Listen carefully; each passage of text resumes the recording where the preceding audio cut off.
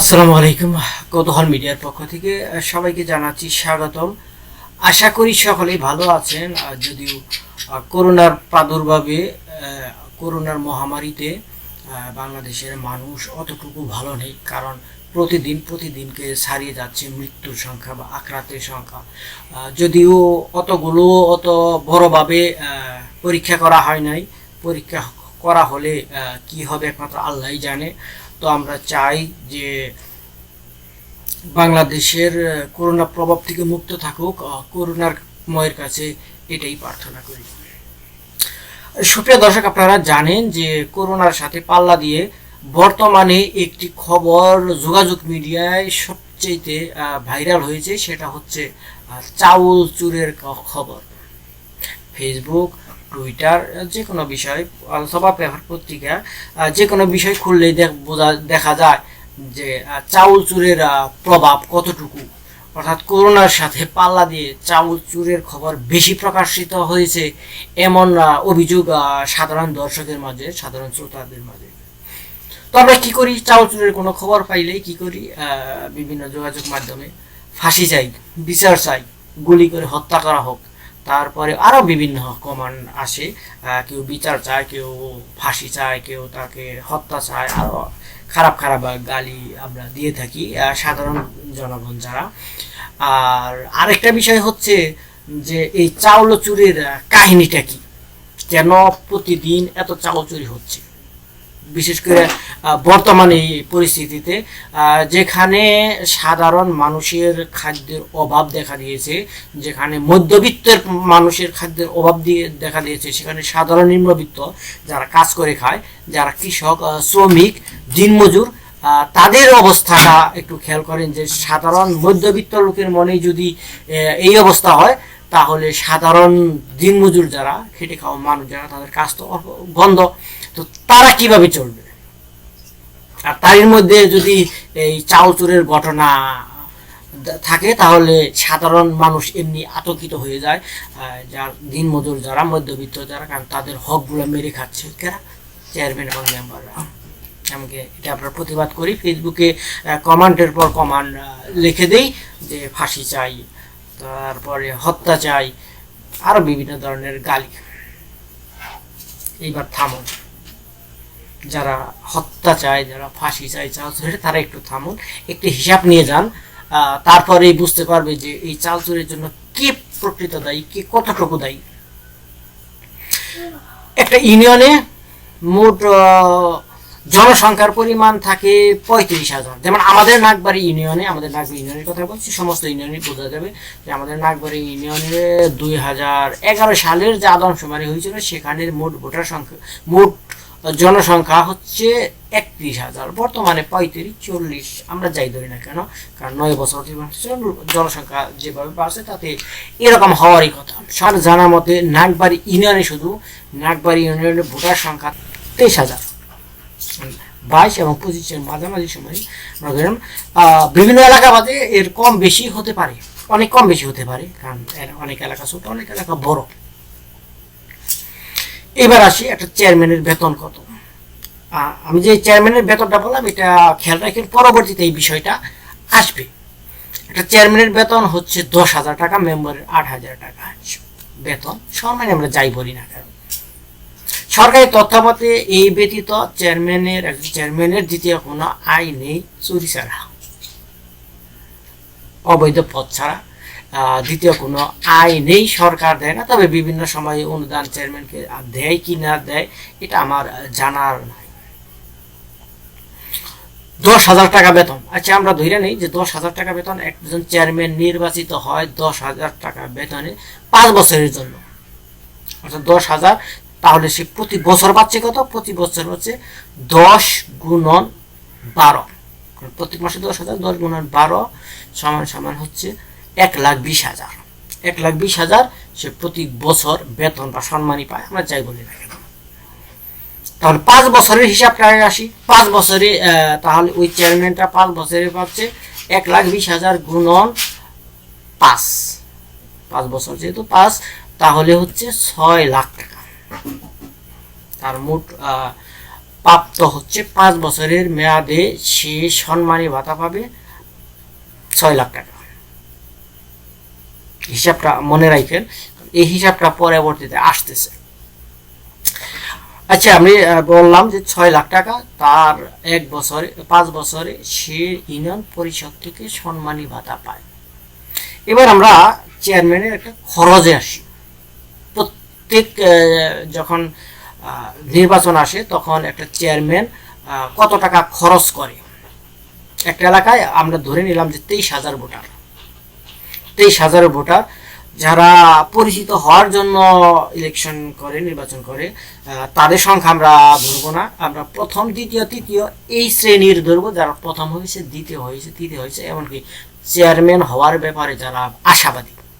এখন প্রশ্ন হচ্ছে, আশাবাদী তো সবাই, আসলে অনেকেই ওইভাবে দাঁড়ায় না। অনেকে মনে করে যে এইবার আমি পরিচিত হলাম, এইবার আমি হলাম, কি কয়, একটু পরিচিত হলাম, বা সামনের বার আমার পাশ করার থাকে, ওরা পাশ করে আশা দাঁড়ায় না, এটা একভাবে নিশ্চিত।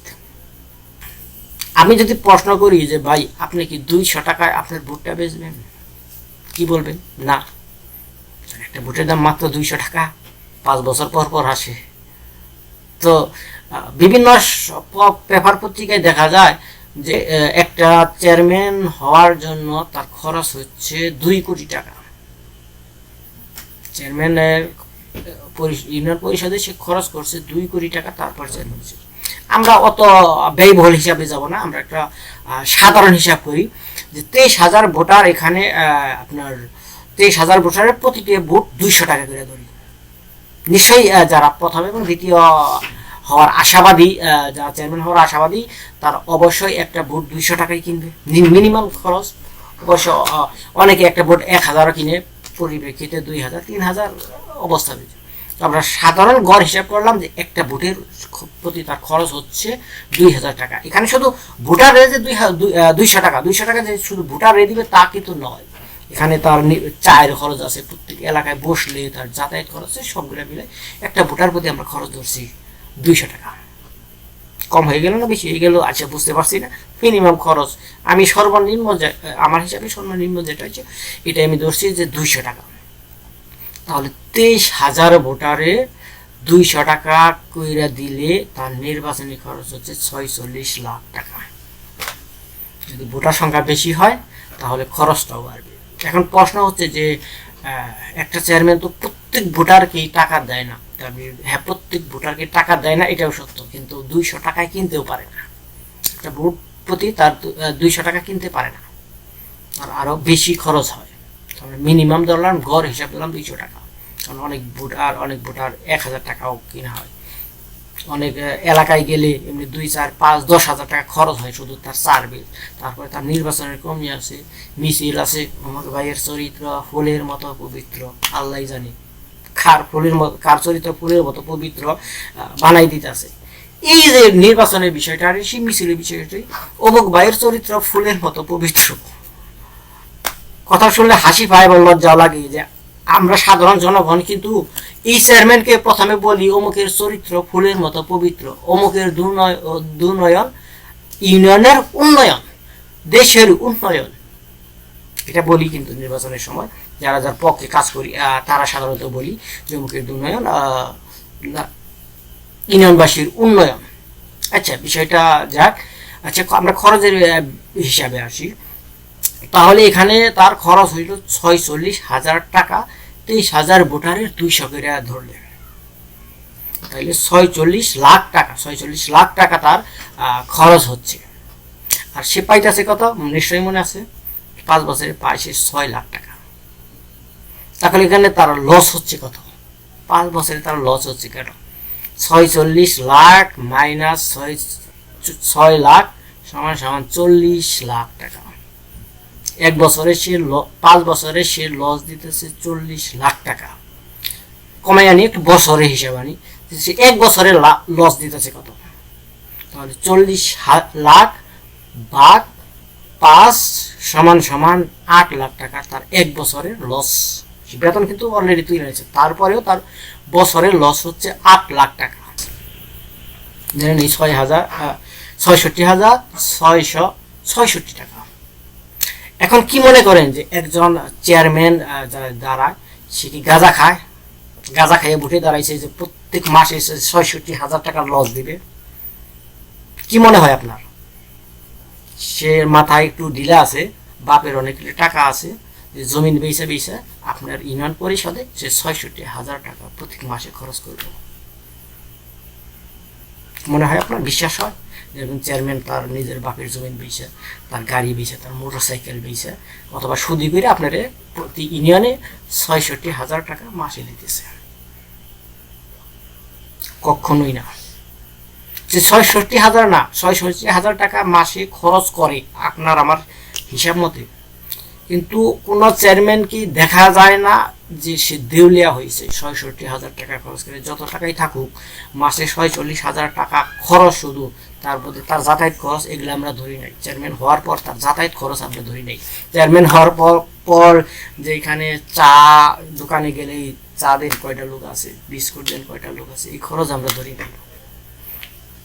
তার লিগাল খরচ অনুযায়ী সে মাসে ৬৬,০০০ টাকা আপনার লস দিতেছে আপনার আমার হিসাব মতে। আসলে কি এই টাকা সে লস দেয়? একটা চেয়ারম্যান লস দেওয়ার জন্য ৫ বছরের জন্য নির্বাচিত হয়? এটা কখনোই কি সম্ভব? কখনোই সম্ভব না। তাহলে কি করে সে এই ৬৬,০০০ টাকা মাসে তুলে, প্রত্যেক মাসে সে পকেটে তুলে? কোথা থেকে তোলে? সেটা আপনার টাকা, আমার টাকা, সাধারণ গরিবের টাকা, ধনীর টাকা, মধ্যবিত্তের টাকা, রাস্তার টাকা, বিভিন্ন ফান্ডের টাকা। তা তুলতেই হবে, কারণ সে তো লস দিবেন আপনারে। তার প্রত্যেক মাসে ৬৬,০০০ টাকা খরচ করে সে চেয়ারম্যান হয়েছে, সে আপনাকে লস দিবে? আর এটুকু বিশ্বাস হয় আপনার যে একটা চেয়ারম্যান লস দিতেছে? তাহলে প্রত্যেক মাসে ৬৬,০০০ টাকা সে আপনার আমার রাস্তাঘাটের বিভিন্ন টাকা মেরে সে ৬৬,০০০ টাকা তোলে, সাধারণ হিসাব এটা। এখন প্রশ্ন হচ্ছে যে বর্তমানে যারা চাল চুরি করতেছে বা করে, তারা কিন্তু আকাশ থেকে নাইমে আসে নাই, তারা মঙ্গল গ্রহ থেকে আসে নাই, তারা কি করে মহাকাশ থেকে নাইমে আসে নাই। তারা এই গ্রহের মানুষ, এই গ্রহের না আপনার এলাকার মানুষ, যাকে আপনি ভালোভাবেই চিনেন। এখন ২০০ টাকা ৩০০ টাকার বিনিময়ে ফুলের মতো অমুক ভাইয়ের চরিত্র ফুলের মতো পবিত্র বানাইয়ে দিলেন, আর সে আর ২ দিন পরে সে চাল চুরি করলো, এটার দোষ কার? কারণ সে, আপনি জানেন না সে কি রকম লোক। আপনি যখন ভোট দিচ্ছেন ২০০ টাকার বিনিময়ে একজন চুরেটে ভোট দিয়ে ত্রাণের সমস্যাকে ফেরেস্তা দাবি করলে সে চলবে? কারণ সে তো ফেরেস্তা না। সে আপনার টাকা ৬০০ টাকা সে আপনার কাছ থেকে তুলবেই, সেটা ত্রাণ মেরেই হোক, সেটা রাস্তার প্রজেক্ট মেরেই হোক, সেটা বিভিন্ন প্রজেক্ট, যে কোনো প্রজেক্ট তাকে মারতেই হবে। যদি সে টাকা তুলতে চায়, তার আসল টাকা তুলতে চায়, লাভের অংশ বাদ দিলাম, আসল টাকা তুলতে গেলে তার যে কোনো একটি কাজ করতেই হবে, তসরুপ করতেই হবে। তসরুপটা করার সুযোগ দিয়েছেন আপনি ২০০ টাকা পকেটে বইরে, এই যে ২০০ টাকার হিসাব দিলাম, এই ২০০ টাকার বিনিময়ে তাকে এই সুযোগ দিয়েছেন, কারণ তাকে ভোট দিয়েছেন আপনি। যে চাল চুরি করে তাকে ভোট দিয়েছেন আপনি। সে মহাকাশ থেকে উড়ে আসে নাই, সে অন্য গ্রহ থেকে উড়ে আসে নাই, সে আপনার এলাকার মানুষ। আপনার এলাকার মানুষ, আপনি ভোট দিয়েছেন ২০০ টাকার বিনিময়ে, যার কারণে তাকে চুরির সুযোগ করে দিচ্ছেন। হয়তো অনেকে গালিগালাজ করবেন এই ভিডিওটি দেখার পরে, কিন্তু বাস্তব সত্য কিন্তু এটাই, বাস্তব হিসাব কিন্তু এটা।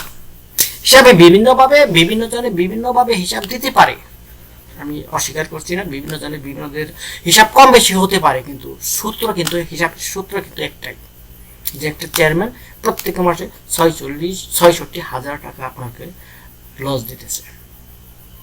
যদি বিশ্বাস করেন যে একটা চেয়ারম্যান ৬৬,০০০ টাকা লস দিতেছে আপনার প্রত্যেক মাসে ইউনিয়ন পরিষদে, নিজের বাপের টাকা আইনা, নিজের জমিন বেচে আইনা, হুন্ডা বেচে, গাড়ি বেচে আইনা, অথবা সুদি করে আইনা, তাহলে আপনি বোকার স্বর্গে বাস করেন। এই ৬৬,০০০ টাকা সে আপনার আপনার প্রজেক্ট থেকে সে তুলবে, সেটা চাল চোরের মাধ্যমেই হোক, সেটা গম চুরির মাধ্যমেই হোক, সেটা যে কোনো মাধ্যমেই হোক। আর কি কি সে পায়, অনুদান পায়, এই বিষয়টা আসলে আমার জানা নাই। যেমন অনেকে যে তবে এটুকু জানি যে যতটুকু আসে ততটুকু সাধারণ মানুষের খরচ করার জন্য, চুরি করার জন্য কোনো কিছু আসে না। ৬৬,০০০ টাকা আসে আপনার পকেট থেকে নিবেন, আসে কি করবে সে? আপনি কি চান যে একটা চেয়ারম্যান সুদি করেই না আপনার ৬৬,০০০ টাকা লস দেয়? আপনি নিজেও চাহেন না। তাহলে তাকে অবশ্যই অবশ্যই চুরি করতে হবে, আর চুরি করতে হবে বিভিন্ন ফান্ড থেকে। সেটা এখানে এখন দেখেন যে বর্তমানে করোনা পরিস্থিতিতে বিষয়টি নজরে আসছে। সারা বছর কিন্তু এত নজরে আসে না। সে সারা এই মাস না, সে সারা বছর ৫ বছর সে চুরি করে খাইতেছে, কিন্তু বিষয়টা আপনার এবং আমার নজরে আসে না। কেন? কারণ যখন সাধারণ পাবলিকের এখানে ত্রাহি ত্রাহি অবস্থা, যার কারণে ত্রাণের প্রয়োজন, ত্রাণ খুঁজে পায় না। এই মুহূর্তে চুরি করা না, সারা বছর তাকে করতে হয়। আর এই সুযোগ করে দিছি আপনার মতো জনগণ, যারা বোকার স্বর্গে বাস করে, তারা ২০০ টাকার বিনিময়ে সিল দেয় একজন চুরের প্রতিনিধি করে পাঠাই দিই। তারপরে আমরা আশা করি যে আমার ২০০ টাকার বিনিময়ে সে ফেরেস্তা হবে। ফেরেস্তা হবে সে, বাপের টাকা চুরি করে বাপের টাকা আইনে তারপরে আপনারে সেবা করবে। এরকম না বিষয়টা? এরকম মনে করি না আমরা? তাহলে এ থেকে উত্তরণের উপায় কি? আসলে বিষয়টা আমি জানি না যে বাংলাদেশের বর্তমানে যে সিস্টেম হয়েছে এর থেকে উত্তরণের উপায় আছে কিনা। তবে সাধারণ উপায় যে আপনারা যখন ভোট দিবেন তখন মানুষ দেখে দেবেন। ২০০ টাকার বিনিময়ে দিবেন না, ৪০০ টাকার বিনিময়ে দিবেন না, একটা চায়ের বিনিময়ে ভোট দিবেন না। দেখবেন যে আপনার এলাকায় যে সর্বোচ্চ ভালো মানুষ, যদিও ভালো মানুষের বর্তমানে দ্বারাই কম, কিন্তু তার মধ্যে যে ভালো মানুষ, তার মধ্যে যে আল্লাহ ভক্ত মানুষ, তার মধ্যে যে নীতিবান মানুষ, তাদের দিবার চেষ্টা করবে। আমার আত্মীয়, তারপরে সে তাকে ২০০ টাকার বিনিময়ে দিলাম, চোখের বাজাবাজি দিলাম, যে আমার আত্মীয় না দিলে কেমন? তাহলে এটার দায় দায়িত্ব আপনার। যে যত চুরি করবে তার দায় দায়িত্ব আপনার। ইসলামী মত, আর এটা সামাজিক মত, এটা রাষ্ট্রীয় মত। তো সুতরাং সামনে যখন নির্বাচন আসবে তখন আমরা চেষ্টা করব এই ২০০ টাকার বিনিময়ে আমরা যেন নিজের ভোটকে চুরে না দিই। নিজের ভোটকে যেন ২০০ টাকা আমি না পাইলাম, ২০০ টাকা, ৪০০ টাকা, ৫০০ টাকা না হইলে আপনার সারা জীবন চলবে না। কিন্তু এই ২০০ টাকা গড় হিসাব, এই ২০০ টাকা আপনার বাগেজে পড়ছে, ২০০ টাকায় কিন্তু আপনার সারা জীবন চলবে। এই ২০০ টাকা কিংবা ধরেন ১,০০০ টাকা দিল, ৫,০০০ টাকা দিল, তারপরে আপনি কিন্তু সারা জীবন চলবে না। তো আপনার চেষ্টা করতে হবে। এখানে ছোট থেকে বড়, ধনী থেকে গরিব, সমস্ত লোকের প্রতি অনুরোধ এটাই যে আপনারা সকালে যখন ভোট আসবে তখন যোগ্য নেতা বাছাই করে নেবেন। তারপরে যারকে তাকে ভোট দিয়ে তারপরে কি কয় অমুক ভাইয়ের চরিত্র ফুলের মতো পবিত্র, তারপরে আবার ২ দিন পরে চাল চুরি করলে পেপারে কি কয় পত্রিকা পেপারে ফেসবুকে লিখবেন ফাঁসি চাই, বিচার চাই, কুত্তার বাচ্চা, অমুকের বাচ্চা, তা তো চলবো না। কারণ ওই চুরে আপনি সুযোগ করে দিচ্ছে। কারণ ভোট এর আগে যে ফেরেস্তা ছিল তা না, এই মানুষই ওই থেকে তখন তার টাকাটা তুলে নেয়, সে আর নতুন করে চুর হয় না। যে এইখান থেকে যে খুব ভালো মানুষ ছিল, ফেরেস্তা ছিল, পরবর্তী চুর হয়েছে তা না, সে তার টাকা তোলার জন্য। কারণ সে টাকা সে আপনার পকেটে গেছে, আপনার পকেট থেকে টাকা গেলে তা আপনার পকেট থেকে তুলবে না, সে কোথা থেকে তুলবে? আসলে ভিডিওটা অনেক দীর্ঘ হলো, অনেক আবেগের বশে আসলে কথাগুলো বললাম। তো আমাদের সবাইকে জানা এবং বোঝার তৌফিক দান করুন, আমিন। আর দোয়া করি যে আল্লাহ যেন আমাদের এই বাংলাদেশকে সমস্ত প্রকার মহামারী থেকে, সমস্ত প্রকার বালা মুসিবত থেকে রক্ষা করে। সবাই আল্লাহকে স্মরণ করুন, আল্লাহর উপর ভরসা রাখুন। এই দিন আর হয়তো থাকবে না, কিন্তু মানুষের আচার এবং ব্যবহার এটা সারা জীবন থাকবে। তাই আমরা চাই যে আচার এবং ব্যবহার ভালো করুন, সবাই আল্লাহর উপর ভরসা করুন। সুপ্রিয় দর্শক, সাথেই থাকুন কৌতূহল মিডিয়া।